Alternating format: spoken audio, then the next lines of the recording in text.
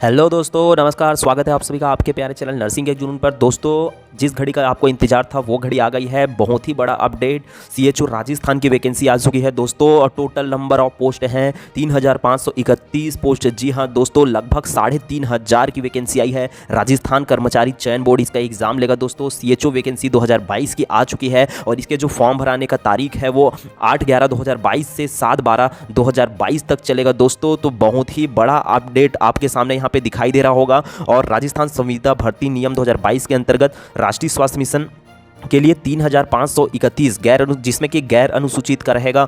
जिसमें गैर अनुसूचित का आपको दिखाई दे रहा होगा वो होगा 371 पोस्ट। और अनुसूचित क्षेत्र के लिए जो दिखाई दे रहा होगा आप लोग को वो है 460 पोस्ट यहाँ पे आप सभी को दिखाई दे रहा होगा। मित्रों, आगे बढ़ते हैं कि ऑनलाइन आवेदन की जो प्रक्रिया है उसके लिए यहाँ पे पीडीएफ मैं आपको स्क्रॉल कर रहा हूँ, आप देख सकते हैं। और मैं इस पीडीएफ का जो लिंक है वो भी डिस्क्रिप्शन में डाल दूंगा, तो आप इससे देख सकते हैं।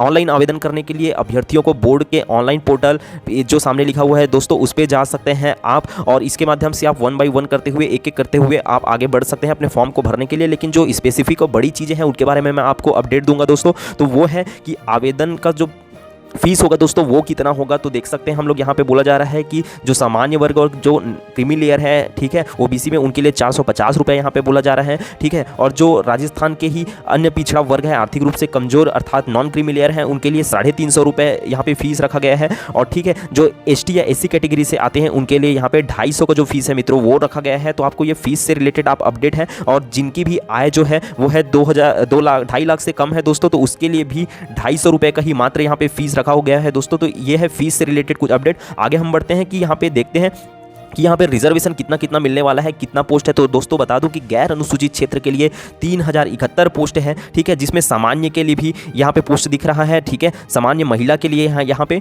जो पोस्ट है वो 222 पोस्ट है। इसी प्रकार सभी कैटेगरी, चाहे अनुसूचित जाति हो, अनुसूचित जनजाति हो, अन्य पिछड़ा वर्ग हो, अति पिछड़ा वर्ग हो और आर्थिक रूप से जो कमजोर वर्ग है और 12 जिले के जो आदिम जाति है उनके लिए भी ये पोस्ट जो है वो जो रिजर्वेशन है वो रखी गई है दोस्तों। तो यहाँ पे सारा का सारा दिख रहा है 3071 पोस्ट जो है गैर अनुसूचित क्षेत्र के लिए है। और आगे बता दूं कि अनुसूचित जो क्षेत्र है, जो एरिया है, उनके लिए भी जो पोस्ट है वो भी मैं आप लोग को बताऊंगा कि टोटल नंबर ऑफ पोस्ट जो है अनुसूचित क्षेत्र के लिए वो 460 पोस्ट है। तो दोस्तों कुल मिला के 3531 की वैकेंसी आई हुई है। और आरक्षण यहाँ पे आपको पीडीएफ में दिखाई दे ही रहा होगा। हम लोग मेन चीज के ऊपर फोकस करते हैं, बाकी तो आपको पीडीएफ के माध्यम से आप किस प्रकार क्या इंस्ट्रक्शन है उसको तो आप देख ही सकते हैं। लेकिन जो स्पेसिफिक चीजें हैं मैं उन पे ज्यादा फोकस करूंगा दोस्तों। की जो उत्कृष्ट खिलाड़ी हैं, जो स्पोर्ट्स वगैरह में हैं, तो उनके लिए भी यहाँ पे कुछ इंस्ट्रक्शन है। टूर्नामेंट और चैंपियनशिप का जो नाम है वो भी दिया गया है कि कौन कौन से टूर्नामेंट में आपने पार्टिसिपेट किया था। तो जिन्होंने ओलंपिक गेम्स में, एशियन गेम्स में, दक्षिण एशिया गेम्स में, राष्ट्रमंडल खेलों में,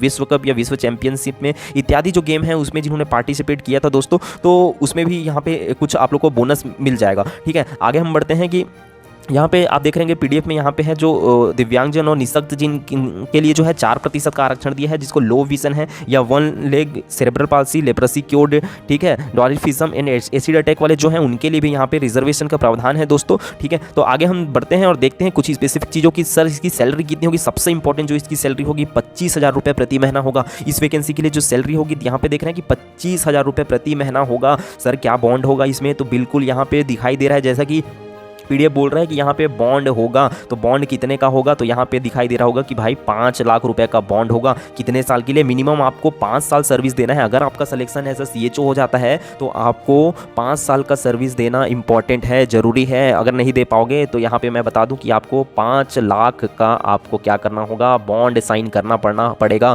तो इस चीज़ को जरूर ध्यान देंगे। इस वैकेंसी में बॉन्ड है, आपको 5 साल का, अगर आप चाहते हैं कि 5 साल तक से सर्विस करें तो आपको 5 लाख रुपये नहीं देना पड़ेगा। अगर आप बीच में छोड़ देते तो देना पड़ेगा। तो इस चीज़ को आपको ध्यान देने की ज़रूरत है, ठीक है। यहाँ पे लिखा है, एक इंस्ट्रक्शन और लिखा हुआ है, before joining the bridge course short listed candidate shall have to submit the bond of 75,000, ठीक है। तो इसको भी देखो कितने सारे बॉन्ड है यहाँ पे। Before joining the bridge course short listed candidate shall have to submit bond of Rs 5 lakh यहाँ पे आपको दिखाई दे ही रहा होगा। चलते हैं दोस्तों, मेन जो इसका इंपॉर्टेंट चीज़ है कि इसके लिए एलिजिबिलिटी क्या है, क्या क्या मांगा गया है, कौन अप्लाई कर सकता है। तो जिन्होंने बीएससी किया है कम्युनिटी हेल्थ में वो कर सकते हैं, जिन्होंने जीएनएम या बीएससी नर्सिंग किया है वो कर सकते हैं, और जो आयुर्वेद की प्रैक्टिस करते हैं, जो क्या है बीएएमएस है, क्या है बीएएमएस हैं, तो वो भी इसको अप्लाई कर सकते हैं। सबसे महत्वपूर्ण बात कि आपका राजस्थान जो नर्सिंग काउंसिल है उसमें रजिस्ट्रेशन है कि नहीं है, तो इस चीज़ को ध्यान देना। रजिस्ट्रेशन जिनका नहीं हुआ होगा फटाफट करा लीजिए। तो ये सारी जो इंपॉर्टेंट यहाँ पे चीज़ दिखाई दे रही है, ठीक है। अन्य योग्यताएं में स्वास्थ्य चरित्र इत्यादि राष्ट्रीयता से संबंधित जो चीज़ें हैं कि आप भारत के नागरिक, नेपाल, भूटान, ठीक है। तो ये सारा चीज़ तो है क्योंकि आप लोग जितने लोग देख रहे हो सभी के सभी इंडिया से हो, तो ज़्यादा आपको सोचने की इसमें लिए ज़रूरत है नहीं, ठीक है। एज कितनी होनी चाहिए दोस्तों, तो देखो अपर एज लिमिट है 40 साल नहीं होना चाहिए आपका, 40 साल मैक्सिमम है और कम से कम 21 होना चाहिए। तो देखना एज जो लिमिट है वो कितनी है, 40 ईयर्स का है। अनुसूचित जाति, जनजाति, अन्य पिछड़ा वर्ग, अति पिछड़ा वर्ग, आर्थिक रूप से कमजोर वर्ग के पुरुष अभ्यर्थी को जो राजस्थान के मूल निवासी है उसको 5 साल का आपको और छूट मिलेगा। मतलब अगर आपका एज 39 है तो आप मान के चलना कि आप 45 साल तक से आप इसको जो इस कैटेगरी में है वो अप्लाई कर सकते हैं। सामान्य वर्ग की महिला अभ्यर्थियों के मामले में 5 वर्ष छूट दिया जाएगा, मतलब 40 साल तो नॉर्मली है। अगर आप फीमेल हैं और सामान्य वर्ग से आते हैं तो भी आप 45 साल तक से इसको कर सकते हैं। अनुसूचित जाति, अनुसूचित जनजाति, अन्य पिछड़ा वर्ग, अति पिछड़ा वर्ग, आर्थिक रूप से कमजोर वर्ग की महिलाओं अभ्यर्थी जो राजस्थान की मूल निवासी है इस मामले में 10 साल का छूट मिलेगा। मतलब 40 और हम बोल सकते हैं कितना, 40 और कितना हो जाएगा 10 साल का इसमें छूट मिलेगा। तो हम बोल सकते हैं कि 50 साल तक से अप्लाई कर सकते हैं। ये था तो एज से रिलेटेड कुछ इंपॉर्टेंट चीज़ें थी, ठीक है।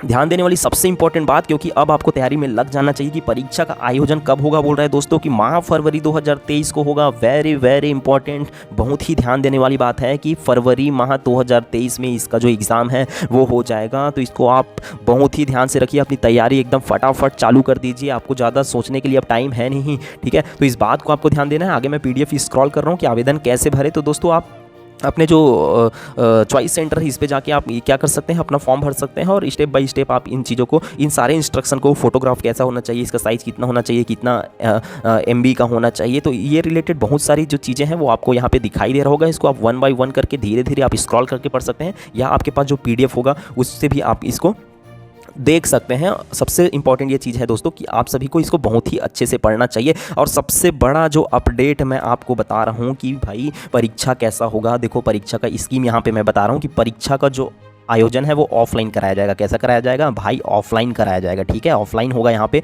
ठीक है। प्रश्न पत्र का समय 1.5 घंटा का होगा, मतलब सॉरी कितना मिनट का है, 1 घंटा 30 मिनट का, मतलब 1.5 घंटे का होगा, 90 मिनट का होगा। और ये जो आएगा उसमें MCQ होगा। तीसरे नंबर में बोल रहे हैं भाई क्वेश्चन कैसे होंगे, MCQ वाले होंगे। और प्रश्नों की संख्या होगी 100। यहाँ पे ध्यान देना कि 100 नंबर का जो क्वेश्चंस आएगा और सभी प्रश्नों के अंक समान होंगे। और एक क्वेश्चन का जो नंबर होगा 4 नंबर, अर्थात आप एक क्वेश्चन राइट करते हैं तो 4 नंबर मिलेंगे। लेकिन इसमें नेगेटिव मार्किंग भी यहाँ पे दिखाई दे रहा होगा कि अगर नेगेटिव 1 गलत करते हैं तो कितना कटेगा, तो भाई 1 नंबर कटेगा। नेगेटिव मार्किंग 1 नंबर है और एक क्वेश्चन राइट करोगे तो मिलेगा 4 नंबर। टोटल जो क्वेश्चन रहेगा वो 100 क्वेश्चन रहेगा, ठीक है। आगे हम बढ़ते हैं कि इसका सिलेबस क्या चीज़ होगा। सिलेबस वेरी वेरी इंपॉर्टेंट, क्योंकि हमको क्या पढ़ना है वही नहीं पता होता तो हम कैसे इसको एग्जाम को फाइट करेंगे। तो मैक्सिमम जितने नर्सिंग में सब्जेक्ट पढ़े सारा का सारा जो है एग्जाम पे आएगा। तो देखो general awareness, basic human body, basic concept of public health, मतलब कम्युनिटी का देखो सारा, एपिडेमियोलॉजी, ठीक है, डेमोग्राफी, सर्वेलेंस, ठीक है, interpretation of data, biomedical waste management, ये सारी चीज़ें हैं। तो देखो आप इन टॉपिक को तो जरूर पढ़ना है, आपको बिल्कुल भूलना नहीं है, ठीक है। इन टॉपिक पर विशेष ध्यान देना है। चाइल्ड हेल्थ भी आएगा, एसेंशियल न्यूबॉर्न केयर है, ठीक है, management of common neonatal and child health problem है, integrated management of neonatal and childhood illness है, इंट्रोडक्शन ऑफ राष्ट्रीय बाल स्वास्थ्य कार्यक्रम, ठीक है, RBS के जिसके नाम से जानते हैं उसको देखना, यूनिवर्सल इम्यूनाइजेशन से रिलेटेड आप लोग को चीज़ें देखनी है। नेक्स्ट फैमिली प्लानिंग और एडोलेसेंट हेल्थ देखना है, ठीक है। इसके अंदर ये जो सब टॉपिक है, ठीक है, gynaecological condition, family planning, MTP act वगैरह है, ठीक है, और मैनेजमेंट ऑफ टीनेज प्रेगनेंसी। तो ये सारे जो चीज़ें हैं OBG से रिलेटेड हैं, तो ये सब भी आपको पढ़ने की यहाँ पे ज़रूरत पड़ेगी, ठीक है। मैटरनल हेल्थ है, ठीक है, कम्युनिकेबल डिजीज़ है, ठीक है, कम्युनिटी से रिलेटेड नॉन कम्युनिकेबल डिजीज़ हैं। आप ज़्यादातर देख रहे होंगे कि इसमें कम्युनिटी से रिलेटेड जो है वो चीज़ें आप सभी को दिखाई दे रही होंगी, ठीक है। आगे हम बढ़ते हैं कि आगे जो न्यूट्रिशन है, तो न्यूट्रिशन भी इंपॉर्टेंट है, ठीक है, न्यूट्रिशन को हमको छोड़ना नहीं है। और कुछ स्किल बेस्ड जो क्वेश्चन है वो भी आएंगे इसमें, ठीक है। Public health skill, general skill and laboratory test वगैरह स्किल के बारे में आएगा, ठीक है। General medicine and general medical जो इमरजेंसी है उससे रिलेटेड जो क्वेश्चन है वो भी आएंगे, ठीक है। और जनरल फार्मेकोलॉजी यहाँ पे आएगा, ठीक है। General surgery, trauma, ENT, burn, ophthalmology से रिलेटेड और मिसलेनियस जो क्वेश्चन है वो भी आएंगे। दोस्तों सबसे इंपॉर्टेंट चीज़ है कि आप इसके वेबसाइट को देखते रहिए कि फॉर्म कब खुल रहा है। तो इसका तो बता ही दिया है कि फॉर्म कब से कब होगा, 8 नवंबर 2022 से 7 दिसंबर 2022 तक इसके फॉर्म भरे जाएंगे और आप www.rsmssb.rajasthan.government.in को आप ज़रूर देखते रहिए। और आप जल्दी से जल्दी जब भी फॉर्म का लिंक खुलता है जाइए और उसको सबसे पहले आप अपना फॉर्म ज़रूर भर दीजिए, लेट बिल्कुल भी मत कीजिएगा। दोस्तों याद रखना, इसमें बॉन्ड है 5 लाख का 5 साल के लिए, सैलरी है 25,000 रुपये, टोटल पोस्ट है 3,531, ठीक है। और एक चीज़ इंपॉर्टेंट और बताएं, जो राजस्थान के ही मूल निवासी हैं उन्हें ही आरक्षण का लाभ मिलेगा, बाकी जो अदर स्टेट के जो कैंडिडेट हैं उनको आरक्षण का लाभ नहीं मिल पाएगा। इस चीज़ को ध्यान रखना, वो यूआर अर्थात जनरल की कैटेगरी के लिए एलिजिबल होंगे। तो दोस्तों इसकी अपर एज लिमिट है 40 साल, ठीक है, मिनिमम 21 साल, और कैटेगरी वाइज इसमें तो आपको रिजर्वेशन मिलेगा ही, आप इस चीज़ को तो मैं ऑलरेडी बता ही चुका हूँ। तो दोस्तों बड़ा अपडेट है, बहुत बड़ा अपडेट, और आप जल्दी से जल्दी अपनी तैयारी शुरू कर दीजिए फटाफट। अगर आप लोग को ये इन्फॉर्मेशन इंपॉर्टेंट लगा होगा, मैंने जितने भी इंपॉर्टेंट चीज़ है उसको बताने की यहाँ की कोशिश करी है, ठीक है। एग्जाम फॉर्म कैसे भरना है उसके तो इंस्ट्रक्शन लिखे हुए हैं, जब लिंक खुलेगा तो आप उसको फॉलो करते जाएंगे और आगे बढ़ते जाएंगे और हो जाएगा। लेकिन जो बेसिक इन्फॉर्मेशन है वो मैं आपको दिया हूँ। अगर आपको ये वीडियो अच्छा लगा है तो इस चैनल को जरूर सब्सक्राइब कर दीजिए, लाइक कर दीजिए और इसके लिंक को शेयर कीजिए, क्योंकि ज्ञान तो बांटने ही सही बढ़ता है मित्रों। जय हिंद, धन्यवाद।